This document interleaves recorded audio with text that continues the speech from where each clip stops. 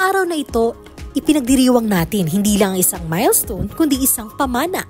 80 years ng pagmamahal, pagsisikap at inspirasyon. Ito si Madam Leonora.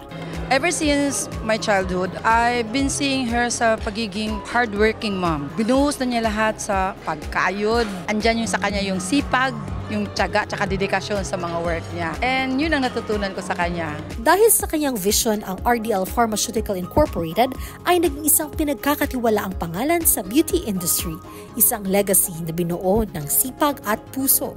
To honor her legacy, I will be good with our employees and make sure that we work as a team in behalf of her. 80 years of grace, wisdom, and impact.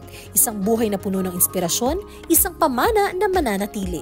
Happy birthday, Madam Leonora! Happy birthday, Mommy! We love you!